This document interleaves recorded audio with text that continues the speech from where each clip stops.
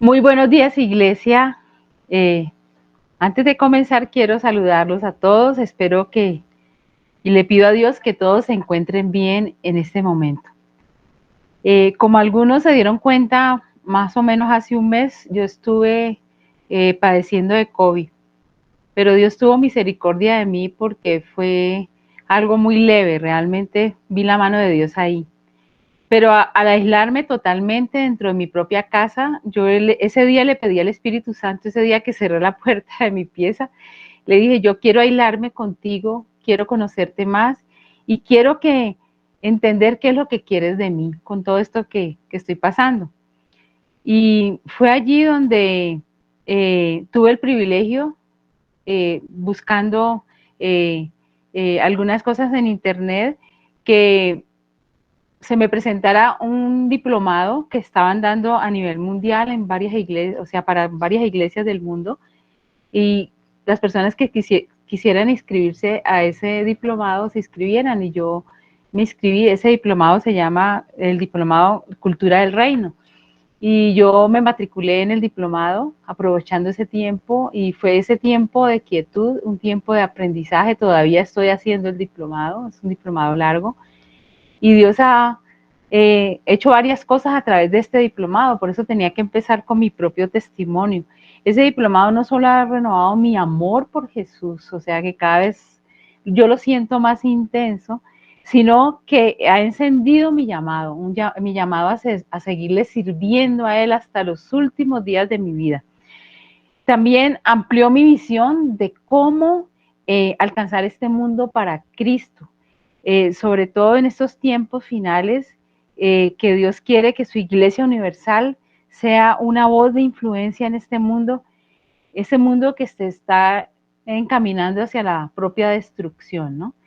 Ahora, todos los días nosotros vemos las noticias y de lo que está sucediendo, y tenemos que entender que todo apunta a todo lo que está escrito en la palabra de Dios. Por eso quiero compartirles esta visión que Dios me ha regalado nueva, de cómo evangelizar, cómo nosotros tenemos que ser testimonio, ¿no? En este tiempo, para poder evangelizar el mundo en estos tiempos de esta última era. Y realmente eh, Dios nos está llamando como iglesia a, a comunicar el Evangelio, a comunicar el Evangelio, porque su regreso está cerca, y porque nosotros no podemos ser indiferentes y tenemos que marcar la diferencia. Yo doy gracias a Dios por la vida de Marcos Brunet y Fernanda, su esposa, porque fueron los promotores de este diplomado a nivel mundial para toda su iglesia universal. Entonces, hoy el tema, que es muchas cosas de las cuales he aprendido, que he retomado algunos apuntes, dice cómo llegar a ser sal y luz del mundo. Quizás siempre lo hemos visto muy separado en la Biblia, ¿no? Quiero ser sal, quiero ser luz, y uno le dice al Señor, quiero que me uses, quiero que hagas algo con mi vida. Pero hoy vamos a entender que para llegar a ser sal y luz del mundo, nosotros necesitamos un proceso que es bastante especial y que está dentro del mismo texto que vamos a estudiar hoy. Vamos a empezar entonces viendo dos versículos. Primero, Mateo 5:13. Dice, vosotros sois la sal de la tierra, pero si la sal se desvaneciere, ¿con qué será salada? No sirve más para nada, sino para ser echada fuera y hollada por los hombres. Y vamos a leer el otro pasaje, que es Mateo 5, del 14 al 16, que ahora más adelante lo volvemos a retomar. Dice, vosotros sois la luz del mundo. Una ciudad asentada sobre un monte no se puede esconder, ni se enciende una luz y se pone debajo de un almud, sino sobre el candelero, y alumbra a todos los que están en casa. Así alumbre vuestra luz delante de los hombres, para que vean vuestras buenas obras y glorifiquen a vuestro Padre que está en los cielos. Bueno, si nosotros pusimos atención a estos dos versículos, aquí el Señor nos compara con dos figuras para hacer influencia en el mundo. Dice que seamos sal de la tierra y luz del mundo.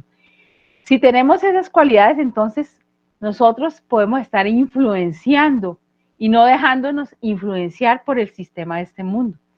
Pero estos versículos son la conclusión de un mensaje que Jesús enseñó en el Sermón del Monte. Por eso no los podemos sacar de su contexto. No seremos sal ni seremos luz si antes no hemos vivido conforme a los principios del reino. Jesús como rey es el que sabe cómo funciona su reino. Y en el Sermón del Monte resumió la constitución del reino de los cielos en la tierra. Primero nos compara con la sal. En el tiempo de Jesús, la sal era un mineral de gran valor comercial. O sea, se comercializaba mucho, tenía un gran precio. Pero también la sal sabemos que se usa para conservar y preservar los alimentos, para agregar sabor a la comida. Entonces hay tres cosas que nosotros debemos ofrecer si somos sal de la tierra. Primero, valor. Segundo, conservación. Y tercero, sabor. Si no estamos trayendo sabor o conservando los principios o verdades del reino de Dios en este mundo o agregando valor a la vida, no estamos influenciando, sino siendo influenciados por el sistema de este mundo. La sal es la primera figura de influencia aquí. La sal debe producir sed. La iglesia, nosotros como iglesia local y parte de una iglesia universal, fuimos puestos en esta tierra para producir sed de Dios a los que no le conocen. Sed de la palabra de Dios, hambre y sed de estar en su presencia, de anhelarlo cada día. Sed, hambre y sed de justicia, que es lo que estamos viendo que en este tiempo se ha perdido. O sea, la justicia humana no satisface nuestro corazón. Necesitamos la justicia de Dios en esta tierra. Como sal tengo cada día hambre y sed de Dios, es lo primero que yo me pregunté. ¿Será que yo tengo sed? Como siendo sal, yo misma siento sed de Dios, de estar con Él, de conocerlo, de buscarlo, de poder llevarlo a otros, de poder hacer que otros sientan esa misma sed. Si yo no experimento eso primero en mi vida, ¿cómo puedo hacer que otros tengan hambre y sed de Dios? Es muy difícil.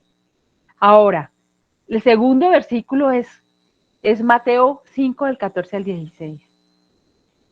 Dice, vosotros sois la luz del mundo. Y si ustedes vieron de pronto la propaganda para la prédica, había un foco de luz irradiando que se expandía. Y habían 4 dimensiones allí. Si yo no estoy siendo luz, tampoco puedo iluminar las tinieblas de este mundo. Y podemos ver 4 dimensiones de luz. Ahí están, de pronto, en negrilla. Yo le pedí a la persona que hizo la presentación que me pusiera esas palabras en negrilla. Nosotros tenemos que ser luz del mundo, luz en la ciudad, luz en la casa, y tenemos que tener luz propia o luz, nuestra luz. En ese pasaje vamos a leerlo nuevamente, ojalá lo leamos todo. Dice, vosotros sois la luz del mundo. Una ciudad sentada sobre un monte no se puede esconder.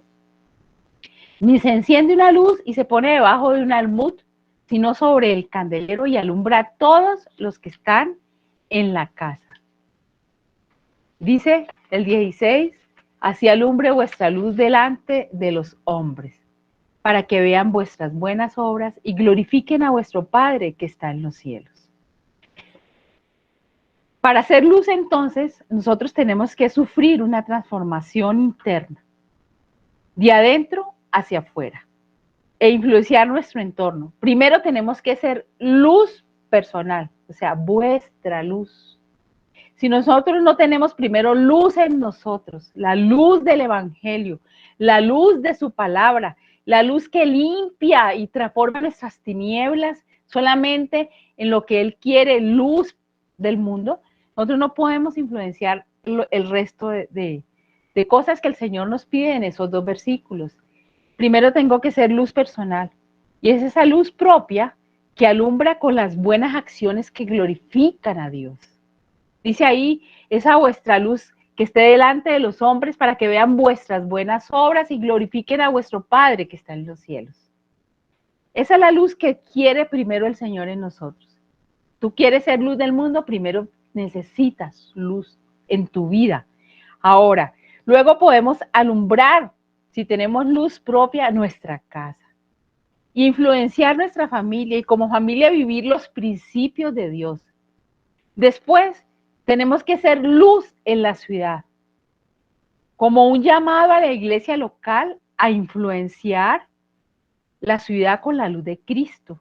Por último, tenemos que ser luz del mundo.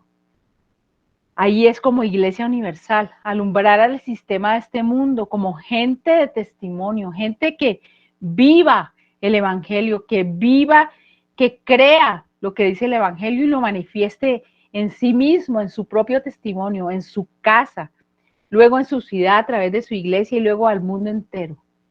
Esa es la visión que Dios quiere darnos. Ahora preguntémonos, ¿estoy siendo sal? ¿Estoy siendo luz? Para poder serlo, tengo que vivir bajo el gobierno de Dios en esta tierra. Y este gobierno también tiene una constitución. Por eso Jesús dejó por sentado que el que quiere ser sal y luz del mundo es porque ha entendido cómo funciona la cultura del reino de Dios. Nosotros, al aceptar a Cristo en nuestra vida, tener ese nuevo nacimiento, por su gracia, ya entramos al reino de Dios. Eso nos dio la entrada a su reino. Pero nosotros debemos acceder a los beneficios del reino cuando cumplimos con los derechos y deberes que nosotros tenemos que tener. Eso es lo que muchas veces las personas malinterpretan, porque la salvación no es el final, sino el comienzo, es la puerta de entrada al reino de Cristo y que Él nos introdujo por medio de su muerte y su resurrección. Pero en su reino hay un gobierno y hay mandamientos y hay normas que nosotros debemos obedecer. Por eso necesitamos desarrollar las características como ciudadanos del reino de los cielos. Y vamos a un versículo antes de entrar en esto, en Efesios 2:19. Dice, así que ya no sois extranjeros ni advenedizos, sino conciudadanos de los santos y miembros de la familia de Dios. En otras palabras, nosotros pertenecemos al reino de Dios, al reino de los cielos. Y esas cualidades están en el mismo libro de Mateo que vamos a estudiar hoy. Esas cualidades son 8 cualidades que nosotros tenemos que desarrollar en esta tierra. Desde aquí tiene que empezar eso, porque si no, es en esta tierra que tenemos que desarrollarlos para poder disfrutar no solamente de beneficios aquí en esta tierra, sino en algunos derechos que tenemos nosotros en el futuro, que están escritos ahí en estas cualidades. Estas 8 cualidades son los que son pobres en espíritu, los que lloran para ser consolados, los mansos y humildes, los que tienen hambre y sed de justicia, los misericordiosos, los limpios de corazón, los pacificadores, los perseguidos por causa de la justicia. Se llama la bienaventuranza, las hemos oído miles de veces en varios sermones, pero la medida del éxito del reino de los cielos es que todos nosotros como ciudadanos del cielo desarrollemos estas características. Y cuando desarrollamos estas características, la medida del éxito es la felicidad. Somos felices, dichosos, bendecidos, bienaventurados, que es lo que dice la palabra ahí, que es igual a decir con el viento a nuestro favor. Lo que significa que independientemente de todo lo que se venga en contra de nosotros, vientos adversos, Dios es el que siempre soplará a nuestro favor. Ahora, cuando nosotros desarrollemos estas cualidades, cuando las incorporemos como parte de nuestra vida, con el poder del Espíritu Santo, nosotros podemos ir cambiando nuestro estilo de vida de adentro hacia afuera y poder llegar a tener la consistencia del carácter de Cristo y llegar a ser lo que Él nos dice que nosotros ya somos, pero que a veces no lo experimentamos, que somos sal de la tierra y luz del mundo. Entonces, entendamos un poquito esto, ¿no? Si nosotros entramos en el contexto del Sermón del Monte, iba dirigido a aquellas personas que ya habían creído en Jesús y le seguían, o sea, para oírlo. Y Él tiene que enseñarles cómo funcionar en el reino de Dios. Cuando nosotros llegamos a Cristo, No importa la ciudadanía que tengamos, si somos colombianos, si somos de otro país, nosotros ya no pertenecemos a este mundo. Jesús lo dijo muy claramente y yo quiero que repasemos Juan 17 del 14 al 15. Dice, yo les he dado tu palabra, el mundo los aborreció, porque no son del mundo, como tampoco yo soy del mundo. No ruego que los quites del mundo, sino que los guardes del mal. Aquí muy claramente Jesús está diciendo que nosotros no somos ya del mundo. Usted puede ser colombiano, puede ser payanés, puede estar donde quiera, pero su ciudadanía ya es celestial. Simplemente aquí tenemos que vivir porque el Señor nos colocó en este mundo con un propósito. Un teólogo definía el reino de Dios de la siguiente manera. Dice que el reino de Dios es el pueblo de Dios en el lugar de Dios, bajo el gobierno de Dios y con la bendición de Dios. Nosotros somos su pueblo. Nos adquirió en el momento en que nosotros nos convertimos al Señor Jesucristo. Estamos en el lugar de Dios, que es Cristo. Nosotros estamos en Cristo, dice la Biblia que nosotros estamos en Él, bajo las ordenanzas de Dios, siguiendo sus mandamientos. Ese es el gobierno de Dios. Y bendecidos con toda bendición. Entonces las bienaventuranzas son los parámetros de felicidad en el reino. Esas 8 virtudes que como ciudadanos del cielo y como todo cristianos, debemos tener en cuenta que debemos cultivar. Y que nos dice los derechos, pero también nuestros deberes como esos ciudadanos que somos del reino de los cielos. Vamos entonces a ver Mateo 5:3. Empieza, bienaventurados los pobres en espíritu, porque de ellos es el reino de los cielos.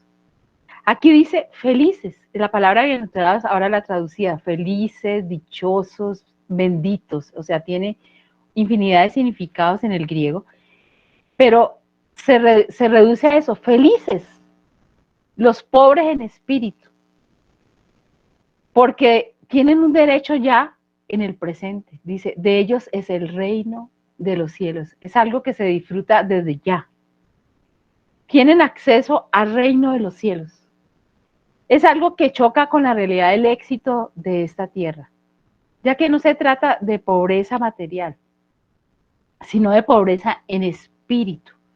En el reino de Dios es al revés que aquí en el mundo. Aquí el que da es el que recibe. El que pierde es el que gana. Y el que muere es el que vive. Así nos lo ha enseñado el Señor, que muramos a nosotros mismos para vivir para Él. Entonces es todo diferente a como el mundo lo plantea. Y aquí la pobreza en espíritu no significa que entre más pobres seamos económicamente somos más espirituales, no. Se trata de una persona con un corazón quebrantado, un corazón que reconoce su necesidad de Dios. Yo decía un indigente espiritual, alguien que necesita de Dios, que no puede vivir sin Dios. El que reconoce que Jesús es el pan de vida y que vive el día a día dependiendo de Él, que no puede vivir un día sin Jesús. El creerse ricos nos hace como la iglesia de pronto de la Odisea, ¿no? Que perdió de vista a Jesús, se contaminó con el mundo y el pecado y dejó de depender de Dios. Repasemos Apocalipsis 3 del 17 al 18. Dice, porque tú dices, yo soy rico y me he enriquecido y de ninguna cosa tengo necesidad. Y no sabes que tú eres un desventurado, miserable, pobre, ciego, desnudo. Dice, por tanto yo te aconsejo que de mí compres oro refinado en juego para que seas rico y vestiduras blancas para vestirte y que no se descubra la vergüenza de tu desnudez y unge tus ojos con colirio para que veas. Qué triste estas palabras que el Señor tuvo que decirle a la iglesia de la Odisea. No necesitamos nada. En otras palabras, no necesitamos ni de ti. Se hundieron en la oscuridad. ¿Por qué? Porque dejaron de depender de la luz de Cristo, dejaron de depender de Dios. ¿Nosotros reconocemos fácilmente nuestra necesidad de Dios? Ese es el primer requisito que nosotros debemos tener para acceder a la realidad celestial. Hoy nosotros debemos reconocer nuestra carencia, lo pobres, los miserables, los desventurados que somos. ¿Cuánto necesitamos nosotros del Señor Jesucristo? Y no solamente pedir ayuda a Dios, a Él, que es todo, sino también a veces tenemos que reconocer nuestra necesidad y pedirle a aquellos que representan la iglesia, como nuestros pastores, nuestros líderes, las personas que nos dirigen en esta tierra, para volver al camino, para decirle, necesito volver al camino, necesito de Dios. A veces no podemos hacerlo solo, sobre todo si hemos andado tiempo vagando sin Dios. Ahora, Mateo 5:4 dice, bienaventurados los que lloran, porque ellos recibirán consolación. Quizás uno ve esto como, quizás es un derecho llorar, pues de pronto que nosotros necesitamos un deber llorar, que diga, un deber llorar. Yo les digo que sí. Los que lloran aprenden a tener un estilo de vida diferente. Hoy, o sea, fuego en el corazón y lágrimas en los ojos. Jesús lloró y lloró muchas veces. Lloró cuando Lázaro murió, su mejor amigo, digamos. Lloró por Jerusalén, cuando la vio tan apartada de su voluntad y de lo que él quería, que ellos entendieran. Pero vemos también casos como el profeta Jeremías. Jeremías lloró profetizando el futuro de su nación, de Judá. Y lloró, pero de una manera tremenda. Se le llama el profeta llorón. ¿Por qué? Porque su pueblo había perdido la visión, se había alejado del verdadero Dios. Y él no podía contener lo que sentía, él no podía contener el poder del Espíritu Santo en su vida. Llegó un momento en que él quería como tirar la toalla, pero había algo más fuerte que lo hacía seguir adelante. Por eso yo quiero que veamos este pasaje de Jeremías 20, del 8 al 9. Y ahí el profeta dice, ¿por cuántas veces hablo? Dice, 2 veces, dice, doy voces y grito. ¿Por cuántas veces hablo tengo que gritar? Era como un gemir. Dice, doy voces, grito, violencia y destrucción. Porque la palabra de Jehová me ha sido afrenta, dice, y escarnio cada día. No, y dije, ahí no me acordaré más de él, ni hablaré más en su nombre. Imagínense donde llegó Jeremías, a decir, no quiero hablar más de Dios. No obstante, dice, había en mi corazón como un fuego ardiente metido en mis huesos, traté de sufrirlo y no pude. Estaba tan ungido por el poder del Espíritu Santo que este hombre no pudo renunciar a lo que el Señor quería que él dijera. Y uno se pregunta por qué escogió a una persona así tan vulnerable, porque Dios necesitaba transmitir al pueblo el sufrimiento que él estaba sintiendo por su lejanía. Necesitaba a alguien que sufriera lo que él estaba sufriendo por ese pueblo, para que transmitiera un mensaje, y un mensaje que fue rechazado, porque no fue un mensaje fácil, fue rechazado todo el tiempo. Y sin embargo el Señor le decía, tienes que hacerlo. Yo pondré palabras en tu boca y lo harás. Y Jeremías fue obediente. Pero ¿por qué fue obediente? Porque esa palabra de Dios era como un fuego ardiente metido en sus huesos. No pudo soportarla, tenía que decirla, tenía que hablarla.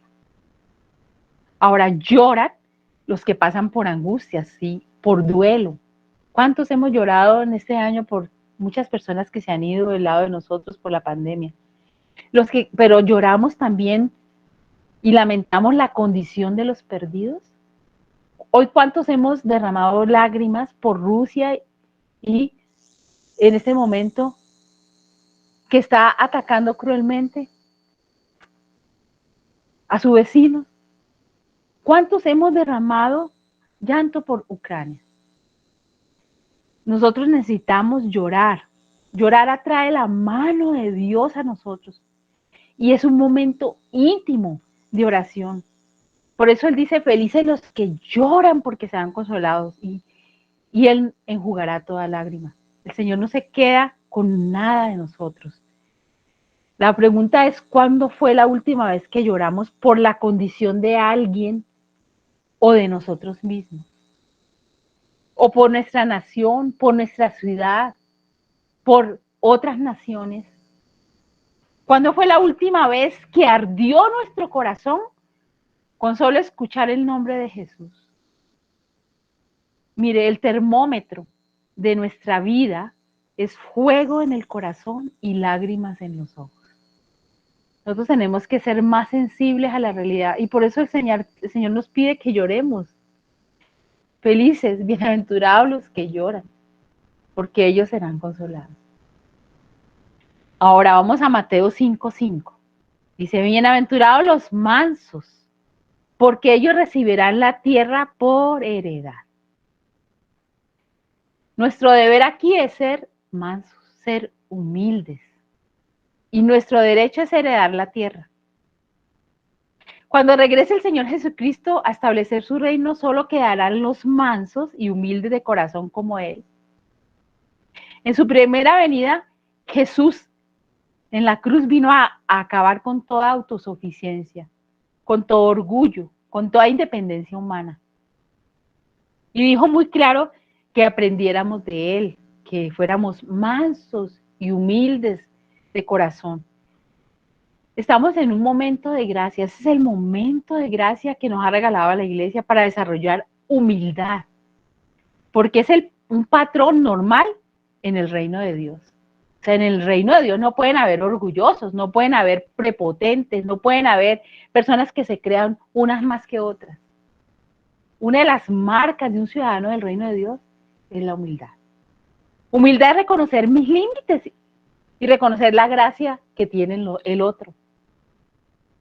Es tener un concepto equilibrado de mí mismo, como lo dice Romanos 12, 2, 3, ¿no? La palabra humildad viene del latín humus.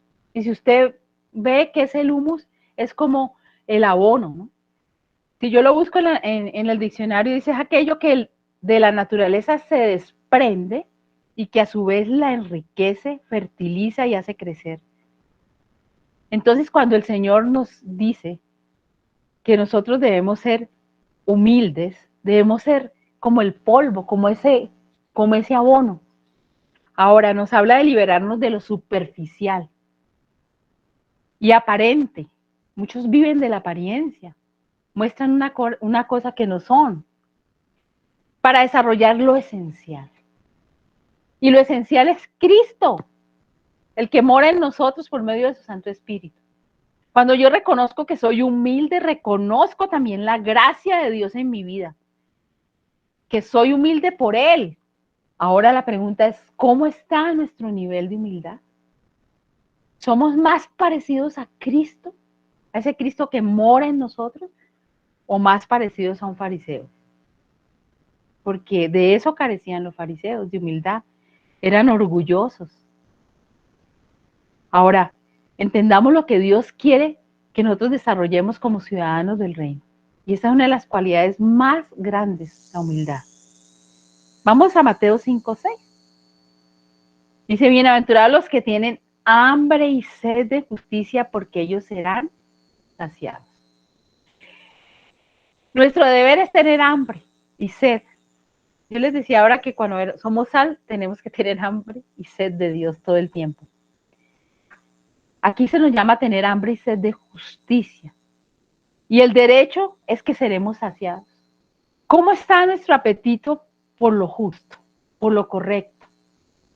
Justicia es cuando las cosas suceden conforme a la voluntad de Dios. Justicia es lo recto, lo puesto por Dios. Justicia es cuando las cosas funcionan como Dios lo dice. Por eso la palabra de Dios es una palabra de justicia. La iniquidad es lo torcido, es lo contrario. Lo correcto va desde respetar mis normas de tránsito hasta saber cómo trato a mis semejantes, a mi cónyuge, a mis hijos.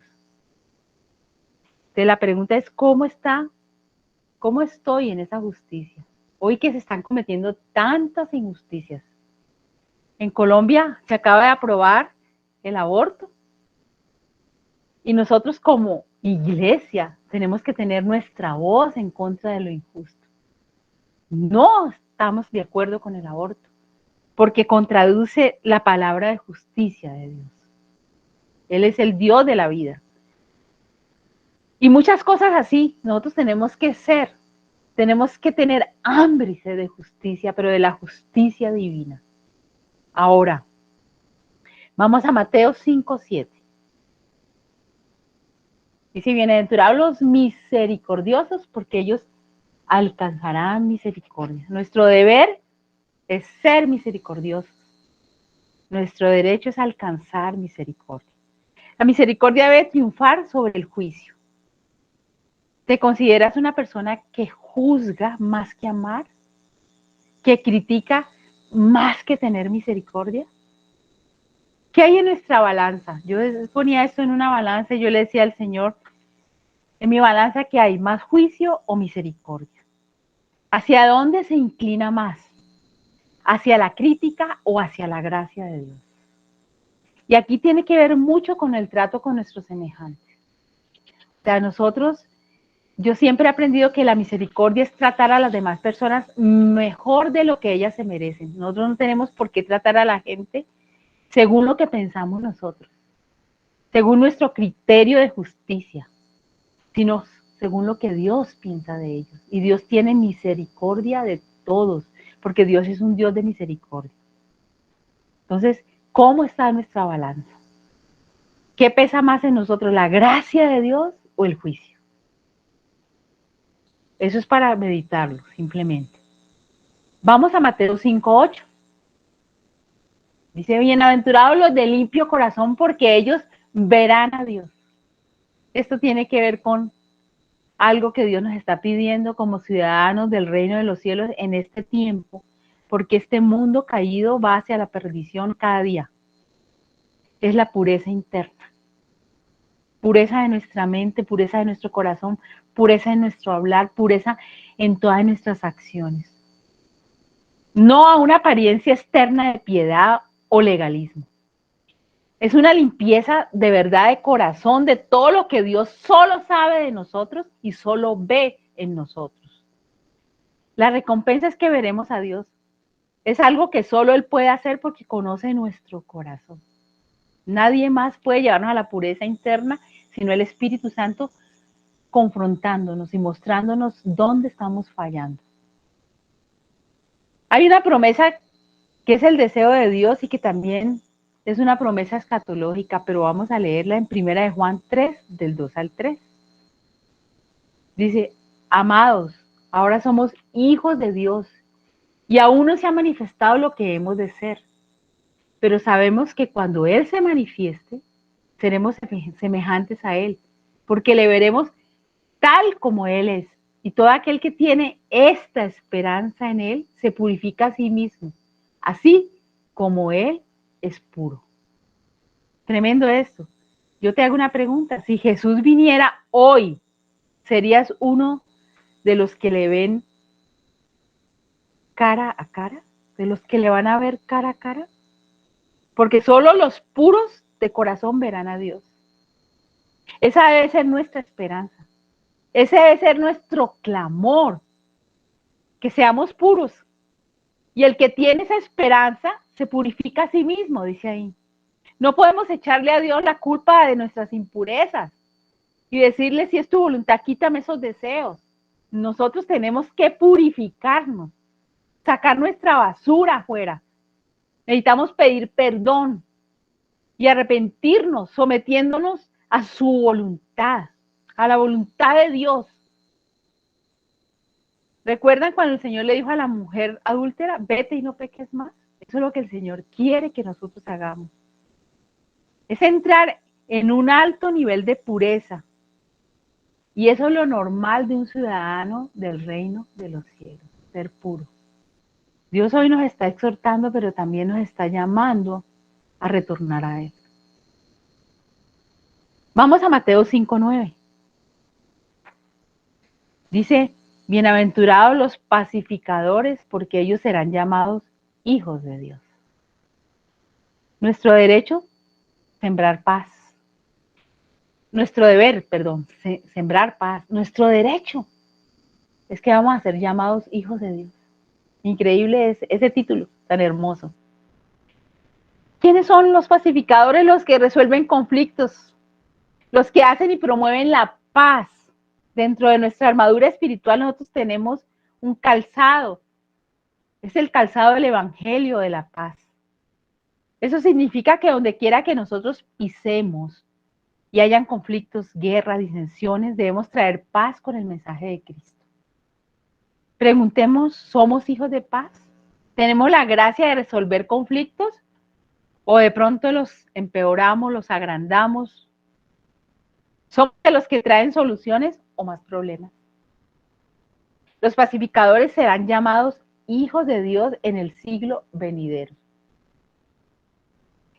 Esto habla también de cómo va a ser su reino literalmente en esta tierra. Aquí es donde entra toda nuestra esperanza, porque un día viviremos en completa paz. Ahora, vamos a Mateo 5:10. Dice, bienaventurados los que padecen persecución por causa de la justicia, porque de ellos es el reino de los cielos. Los perseguidos por la justicia es una bendición presente,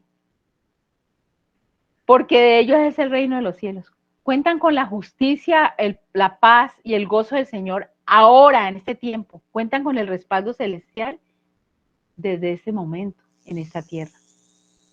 ¿Qué podemos concluir de todo esto que estamos hablando?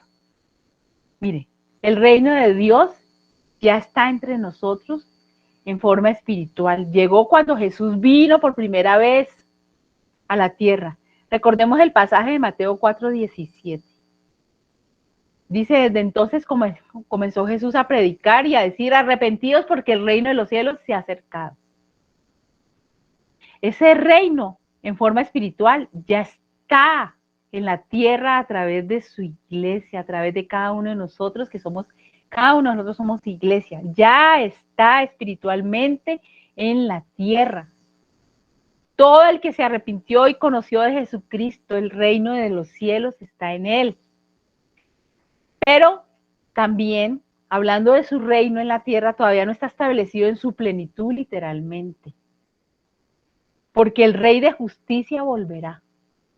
Un día todo ojo lo verá, dice, y toda la tierra será llena de su gloria. Y yo quiero que veamos dos pasajes que nos hablan de esto. Apocalipsis 1:7. Dice aquí que viene con las nubes y todo ojo lo verá. Y los que le traspasaron y todos los linajes de la tierra harán lamentación por él. Sí, amén. Es una promesa. Y tiene el amén de Dios. ¿Y qué dice Habacuc 2:14? Dice, porque la tierra será llena del conocimiento de la gloria de Jehová, como las aguas cubren el mar. En esta tierra estarán entonces todos los que tienen estas 8 cualidades o características desarrolladas. Por eso hay bendiciones presentes y bendiciones futuras, derechos presentes en el espíritu y otras cosas que se van a manifestar literalmente con el regreso de Cristo. Si usted observó bien, la primera bienaventuranza y la última bienaventuranza hablan de que en el presente el reino de los cielos es de los pobres en espíritu, porque tienen acceso a la realidad de Dios inmediatamente, y los que son perseguidos por causa de su nombre, por causa de Él. Tienen su respaldo de Dios aquí en la tierra. En todas las demás bienaventuranzas tenemos nuestros deberes que hacer, ser misericordiosos, ser mansos, ser pacificadores, ser puros de corazón. Todos esos digamos, deberes tenemos que cumplirlos, pero los derechos, recompensas, se van a cumplir todas en el futuro en el establecimiento de su reino celestial. O sea, vamos a ser llamados hijos de Dios, vamos a ver cara a cara a Jesús si somos puros de corazón. La pregunta es, ¿cómo están esas características en nuestra vida? ¿Tenemos el nivel de consistencia en el carácter de un ciudadano del reino de los cielos? Un ciudadano del reino es el que vive esas características ahora, antes del regreso de Cristo.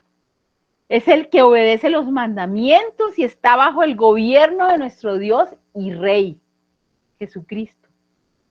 No en vano nosotros oramos continuamente. Mateo 6:10 que dice, venga tu reino, hágase tu voluntad, así en el cielo como en la tierra. ¿O será solamente un cartel pegado en la pared de mi cuarto, venga tu reino?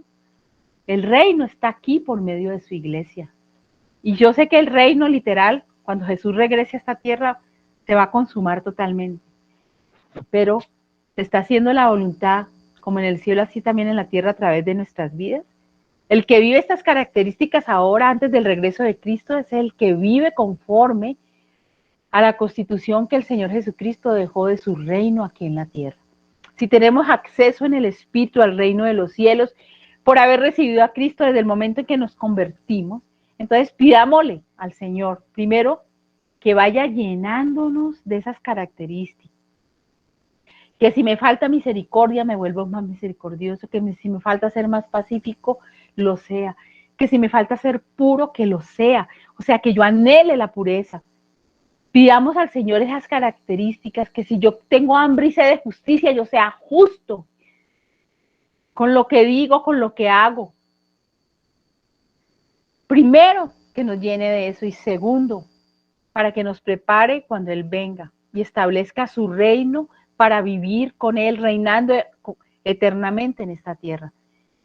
Entonces nosotros necesitamos para eso que se desarrollen esas características y entonces poder cumplir con la conclusión que el Señor le da al final a este capítulo de Mateo 5. Primero ser sal. Para poder llegar a ser sal de la tierra y luz del mundo, tengo que cumplir primero estas características. Bueno, vamos entonces a orar. Vamos a cerrar nuestros ojos. Pidámosle al Espíritu Santo que sea Él mismo el que dirija esta oración y que nos lleve a confrontarnos con la realidad de lo que somos. Y digámosle al Señor allí donde está, gracias por tu palabra, Señor. Tu palabra es vida. Tu palabra es luz, Señor. Como decíamos ahora, es lumbrera a nuestro caminar, Señor. Es luz a nuestro caminar. Lumbrera a nuestro camino, a nuestro futuro. O sea, el Señor la ha puesto allí para que alumbre nuestras vidas, en el diario vivir y también lo que Él tiene preparado para nosotros en un futuro. Señor, dile gracias porque me has mostrado cómo vivir bajo el gobierno de Dios en esta tierra. Cómo entender, Señor, y poner en práctica la cultura del reino de Dios en mi vida, para que a través de nuestras vidas esas características como ciudadanos del reino de los cielos se vean. Gracias porque queremos ser sal de esta tierra y luz del mundo, pero no podemos serlo hasta que no entendamos que primero tenemos que ser, Dios de los cielos, ciudadanos del reino, con estas características, Señor. Y si quieres ser sal o eres sal, dile, Señor, quiero ser, primero, siempre tener sed de ti, de tu palabra, de tu presencia. Y como iglesia tener sed de ti, Señor, para que hagamos sentir sed a aquellos que no te conocen. Sed de ti, Señor, hambre y sed de ti.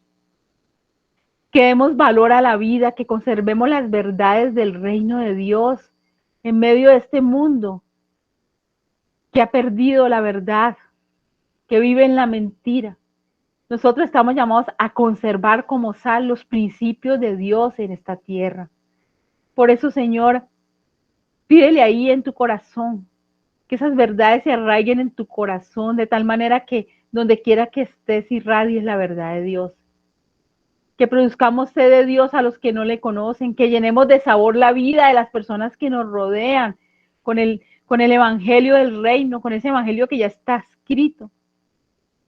Igualmente que seas esa luz que irradie, en primer lugar, luz personal, para hacer luz en tu casa, Para hacer luz en nuestra casa, tenemos que primero tener la luz de Cristo en nosotros, alumbrándonos. Que no seamos tinieblas, porque a veces nuestro pecado puede tapar la luz de Cristo. Nuestro pecado puede oscurecer nuestras vidas, nuestro orgullo. La falta de misericordia, la falta de amor al prójimo puede traer tinieblas a nuestro corazón.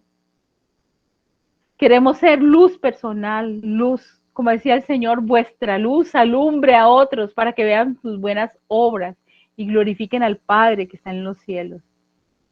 Para hacer luz en nuestra casa, pero también luz en nuestra ciudad.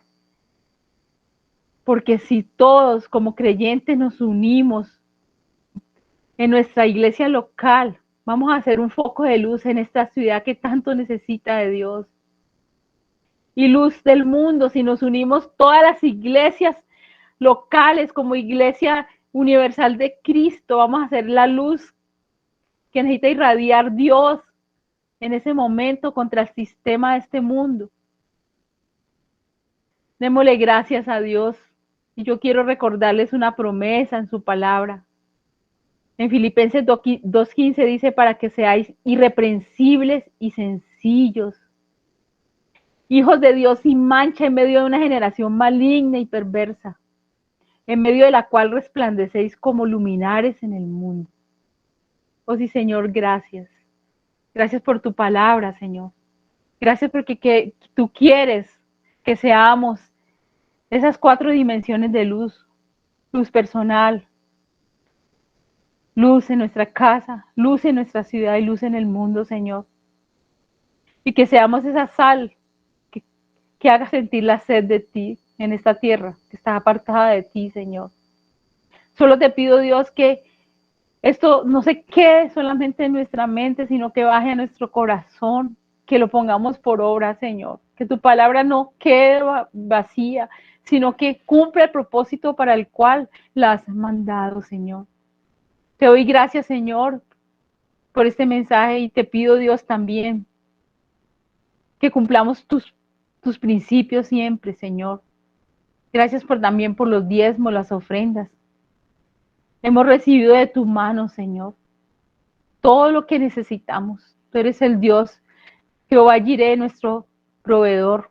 Permite que también podamos dar de lo que recibimos, Señor, para que tu evangelio sea llevado hasta lo último de esta tierra, Señor. Ese es el propósito principal, Señor, que tu iglesia siga extendiendo el ministerio hasta lo último de la tierra. Gracias, Señor, por nuestros líderes, por nuestros pastores, Señor.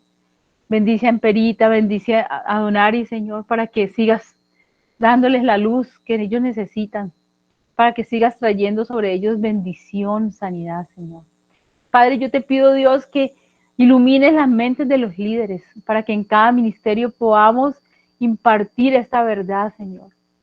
Y entendamos que todos necesitamos ser sal y luz de este mundo, influencia, Señor, voces de influencia que marquen la diferencia, que vivamos diferente a como vive el resto. Te damos gracias, Señor, en esta mañana y te bendecimos. Hemos orado en el nombre precioso de Jesús, con la unción de tu Santo Espíritu, a ti, Padre Celestial. Amén y amén.